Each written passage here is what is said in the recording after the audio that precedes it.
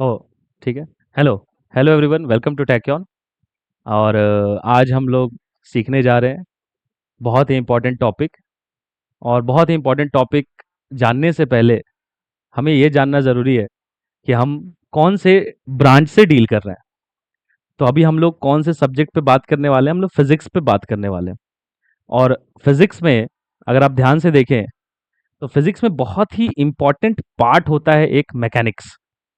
वैसे और भी बहुत पार्ट्स हैं फिजिक्स में, जैसे मैकेनिक्स है, थर्मोडायनेमिक्स है, फ्लूइड्स है। बट उन सब पार्ट्स में एक बहुत ही इंपॉर्टेंट पार्ट है मैकेनिक्स।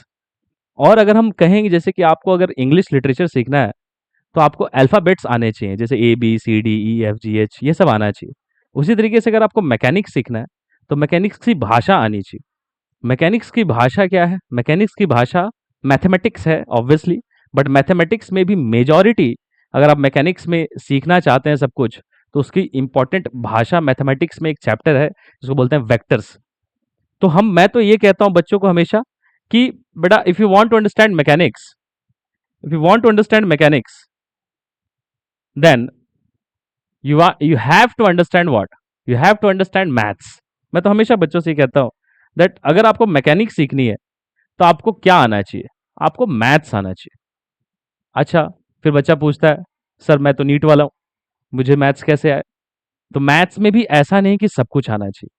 तीन मेजर पिलर्स है मैथमेटिक्स पे, कि जिस पे फिजिक्स बेस्ड है। वो क्या है वो तीन पिलर्स? अगर आप देखेंगे तो वो तीन पिलर्स जो है वो है ट्रिग्नोमेट्री। ट्रिग्नोमेट्री से बहुत ही इन्फ्लुएंस्ड है फिजिक्स, ट्रिग्नोमेट्री। फिर क्या होता है? एक होता है कैलकुलस।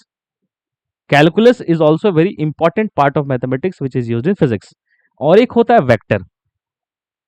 अगर आप ध्यान से देखेंगे तो आपको ये बात समझ में आएगी। तो मैं फिर से वही कहना चाह रहा हूँ, मैकेनिक्स आपको सीखना है। मैकेनिक्स सीखना है तो क्या आना चाहिए? मैथ्स। मैथ्स सीखना है तो मैथ्स टोटल नहीं जानना है आपको। इंपॉर्टेंट थ्री थिंग्स है जो जाननी है। वो तीन तीन चीजें क्या है? ट्रिग्नोमेट्री, कैलकुलस और वेक्टर। इन तीन चीजों में एक टेंथ का बच्चा अगर होता है तो उस टेंथ के बच्चे को ट्रिग्नोमेट्री आती है। और जितना एक टेंथ के बच्चे को ट्रिग्नोमेट्री आता है उतनी ट्रिग्नोमेट्री से काम चल जाती है फिजिक्स में। फिजिक्स में और भी जरूरत है, but over the time we can grow that. But trigonometry as जितनी टेंथ आप सीख चुके हैं, that much is required in physics to understand. और बात रही इन दोनों की, तो कैलकुलस और वेक्टर, एक टेंथ पास स्टूडेंट को कैलकुलस और वेक्टर का आइडिया नहीं होता है। तो इसीलिए आपको क्या करना होता है? आपको इन दोनों चैप्टर्स को, मैथमेटिक्स के चैप्टर हैं बट फिजिक्स पढ़ने से पहले इन दोनों को पढ़ना पड़ता है। तो इसीलिए जब भी स्टार्ट की जाती है फिजिक्स के सिलेबस, तो आप इन दो चैप्टर्स को इंक्लूड कर लेते हैं, मैथमेटिक्स के चैप्टर को इंक्लूड कर लेते हैं इन दी इनिशियल चैप्टर्स। तो इसीलिए दो चीज़ों पे आपका कमांड ठीक ठाक होना चाहिए फिजिक्स समझने के लिए। तो ये दो चीज़ें क्या है? कैलकुलस है और वेक्टर है। और ट्रिग्नोमेट्री आपको जितनी आती है एज ऑफ टेंथ, आप दैट इज ओके। तो इन दोनों चीज़ों में आपका जो सबसे पहले समझना होता है मैकेनिक्स में, उसको हम लोग पहले समझने की कोशिश करते हैं। वो क्या है? वेक्टर। तो वेक्टर फिर से मैं वो एक टेबल को फिर से मैं बताने की कोशिश करता हूँ। क्या है बेटा? फिजिक्स में क्या मैकेनिक्स पढ़ना है बस? नहीं, फिजिक्स में बस मैकेनिक्स नहीं पढ़ना है, बहुत सारी चीजें पढ़नी है। बट फिजिक्स में मैकेनिक्स भी पढ़ना है। मैकेनिक्स होता है, थर्मोडायनेमिक्स होता है, बाकी चीजों के बारे में बात करने की अभी जरूरत नहीं है, कॉन्टेक्स्ट में नहीं है। फिजिक्स का एक ब्रांच, एक पार्ट है मैकेनिक्स। मैकेनिक्स को समझना है या फिजिक्स को ओवरऑल समझना है तो मैथ्स की जरूरत पड़ती है। तो नीट के बच्चों को मैथमेटिक्स सब्जेक्ट होता नहीं है, बट फिर वो फिजिक्स सीखते हैं। कैसे सीखते हैं? क्योंकि तीन टॉपिक्स मैथमेटिक्स की इंपॉर्टेंट होती हैं जो आपको फिजिक्स में मेजोरिटी यूज होती है। वो तीन टॉपिक्स क्या है? ट्रिग्नोमेट्री, कैलकुलस और वेक्टर। और इसमें ट्रिग्नोमेट्री टेंथ का बच्चे को आ रहा होता है, और कैलकुलस और वेक्टर को हम लोग as a physics teacher we teach to the students, है ना। उनको हम लोग बताते हैं कैलकुलस का क्या इंपॉर्टेंस है, वेक्टर का क्या इंपॉर्टेंस है, और उसके बाद में वो स्टार्ट करते हैं। तो इसीलिए पूरे कॉन्टेक्स्ट को मैंने इसलिए बताया कि आज हम लोग जो स्टार्ट करने जा रहे हैं वो क्या करने जा रहे हैं? एक मैथ्स का चैप्टर है जो कि फिजिक्स में पढ़ी जाती है। उसको क्या बोलते हैं? उसको वेक्टर्स बोलते हैं, है ना। ये चैप्टर किसका है? ये चैप्टर मैथ्स का है, बट पढ़ी कहाँ जाती है? फिजिक्स में। क्यों पढ़ी जाती है? क्योंकि फिजिक्स का लैंग्वेज क्या होता है? मैथ्स होता है। तो हम फिजिक्स को अगर समझना चाहते हैं तो आप उस लैंग्वेज को समझिए। वो लैंग्वेज क्या है? मैथ्स। तो वो लैंग्वेज में आज हम लोग चलने जा रहे हैं वेक्टर। तो अभी हम लोग जब भी वेक्टर की बातें करेंगे इन फ्यूचर लेक्चर्स, तो हमारा ये कभी भी मोटिव नहीं रहेगा कि हम फिजिक्स को समझ रहे हैं, हम एक्चुअली मैथ्स को समझ रहे हैं। और बाद में उन मैथमेटिकल क्वांटिटीज में हम लोग फिजिकल क्वांटिटीज इंसर्ट करते जाएंगे और फिर बताएंगे अच्छा ऐसा ऐसा ऐसा। ठीक? तो चलो ठीक है। तो हमारा जो आज पॉइंट ऑफ डिस्कशन है दैट इज वेक्टर्स। तो बिना टाइम वेस्ट किए हम लोग वेक्टर्स की बातें करेंगे, है ना। वेक्टर क्या है, कैसे है, वो तो हम लोग देखेंगे ही। तो विकास सर थोड़ा ये ऊपर आ रहा है ना, ये नीचे आ रहा है ना? ये मतलब मुझे लग रहा है थोड़ा नीचे लिखना चाहिए, है ना? ओके, ओके, ठीक है, ठीक है। तो मेरे सामने मेरे टेक्नीशियन भी हैं, विकास सर हैं, तो मैं उनसे भी कभी-कभी बातें करता रहूँगा क्योंकि मैं अकेला हूँ क्लास में, तो मेरे साथ भी बात करने के लिए कोई नहीं, तो सर ही है। सर भी साइंस फील्ड से ही है, तो सर भी वेक्टर्स को लेके बहुत ही मतलब उनको मन में भी बहुत क्यूरोसिटी थी कि सर इसी बहाने मैं वेक्टर्स को रिवीजन कर लूँगा, साइंस फील्ड से ही है ये भी। तो ये भी वेक्टर्स मेरे साथ-साथ सीख रहे हैं और ये इनको मैंने एज़ अ स्टूडेंट ही बैठा दिया, बोला कि भाई आप आपसे हमारी बातें होंगी। तो व्हाटएवर क्वेश्चंस आर देयर, हमारे सर हमसे उस तरीके से रिएक्ट कर सकते हैं। तो देखो, वेक्टर, देखो वेक्टर क्या है, वेक्टर समझना है हमें। तो आप 9th क्लास में अगर आप पढ़ा होगा आपने, तो आपने पढ़ा होगा कि 9th में आपने पढ़ा होगा कि फिजिकल क्वांटिटीज को दो डिफरेंट टाइप्स में बांटा जाता है। क्या होता है? स्केलर्स और वेक्टर्स। तो 9th में ये बताया जाता है कि स्केलर्स और वेक्टर्स में दो फिजिकल फिजिकल क्वांटिटीज को दो पार्ट में बांट सकते हैं, स्केलर्स एंड वेक्टर्स। उसके बारे में थोड़ी थोड़ी बातें की जाती है, स्केलर्स क्या है, मैग्नीट्यूड है, डायरेक्शन नहीं है, वेक्टर्स के पास बोथ है। आज उसके बारे में कंप्लीट हम लोग अंडरस्टैंडिंग करते हैं। तो क्या कहा जाता है इसमें कि ऑल दी फिजिकल क्वांटिटीज, अगर आप सुन रहे हैं as a student you should write it, मैं लिखूंगा नहीं, आप लिखें, ठीक है? मैं उसको डिक्टेट करता हूं, आप उसे लिखें। Otherwise will provide the PDF in the, हम लोग पीडीएफ के फॉर्म में इसको सर्कुलेट कर देंगे।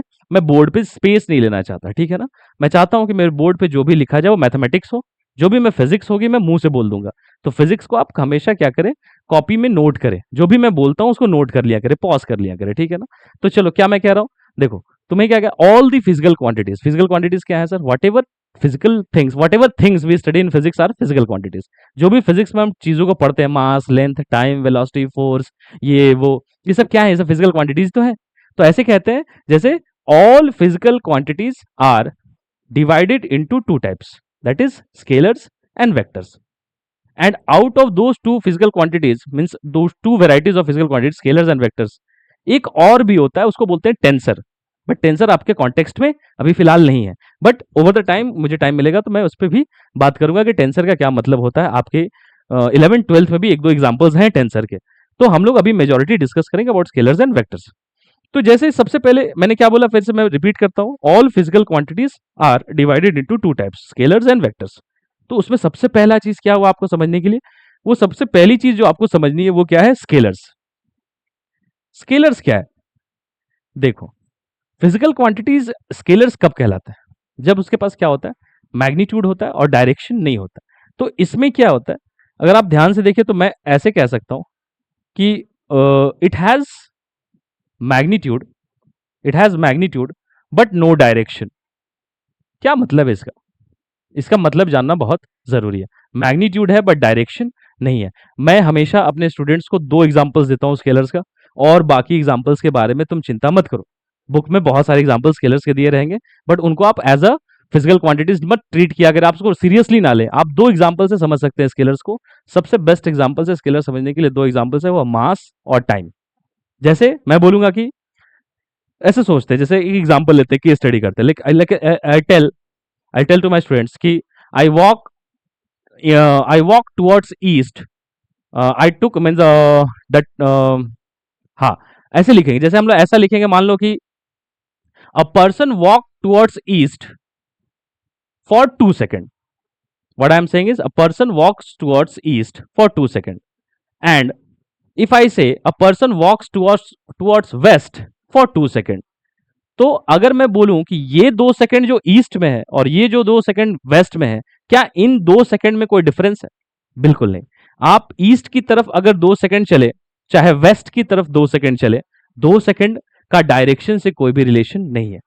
टाइम जो होती है, टाइम डिफरेंस जो होती है, ये डायरेक्शन डिपेंडेंट नहीं होती है। 2 सेकंड तो 2 सेकंड है, वो ईस्ट में भी 2 ही सेकंड है, वो वेस्ट में भी 2 ही सेकंड है।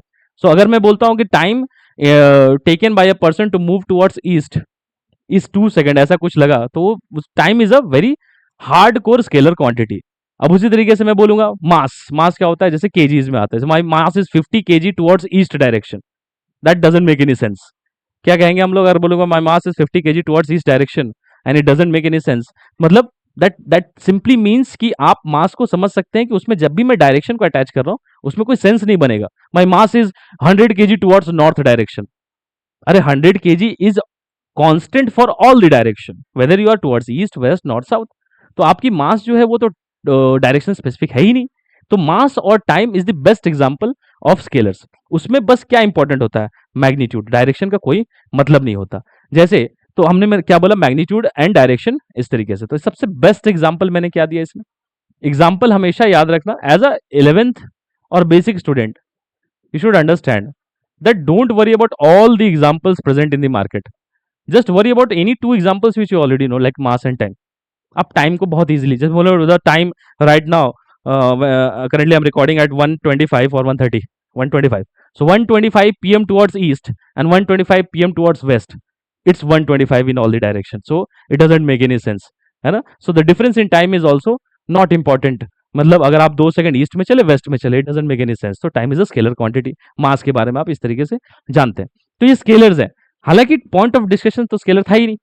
पॉइंट ऑफ डिस्कशन क्या है, पॉइंट ऑफ डिस्कशन है वेक्टर्स। तो वेक्टर्स में क्या है, आज हम लोग वेक्टर्स को समझते हैं। इसका डेफिनेशन क्या है, अगेन स्केलर्स का डेफिनेशन क्या है, all the physical quantities which have magnitude but no direction are called scalar quantities. All the physical quantities which have magnitude but no direction are called scalar physical quantities. उसी तरीके से vectors का definition क्या है, all the physical quantities which have magnitude as well as direction are called vectors. जैसे इसमें अब हम लोग देखेंगे, अगर हम लोग इसे स्कीमेटिक ड्रॉ करूं मैं ऐसे ही, जैसे मान लो ये मैग्नीट्यूड और ये डायरेक्शन, इनमें दोनों इंपॉर्टेंट होता है। अब इसमें भी वही मैं बोलता हूँ बच्चों को कि there are lakhs of examples of vectors but you don't have worry about all the examples, just worry about one favorite example of mine, two examples actually I take in the basic classes, force and displacement, that makes a lot of sense. जैसे मैं बोलूं बच्चे से, एक बोलता हूं मैं, जैसे विकास सर बैठे हैं तो विकास सर को कहूंगा कि जैसे apply a force of 50 Newton, तो अगर मैं विकास सर से कहूंगा कि apply a force of 50 Newton, तो विकास सर मेरे से तुरंत पूछेंगे सर इन विच डायरेक्शन, है ना। The second question which comes in the mind is sir apply a force of 50 Newton is correct but in which direction. So when you attach the direction with force, it makes a lot of sense. जैसे मैं बोलूंगा now if I repeat the sentence, I say apply a force of 50 Newton towards east direction, then it makes a sense. Then Vikas sir will stand up and क्या करेंगे, वो 50 Newton का force east direction में body पे लगा देंगे, है ना। हालांकि एक और पॉइंट बहुत इंपॉर्टेंट होती है फोर्स में, जैसे मान लो कि एक बहुत बड़ी बॉडी है, अब मैं बोलूंगा apply a force of 50 Newton towards east, तो विकास सर अप्लाई करने चले गए, बट उनको एक और चीज बतानी होती है। कौन सी चीज होती है, बहुत इंपॉर्टेंट बात, जिसको बोलते हैं पॉइंट ऑफ एप्लीकेशन।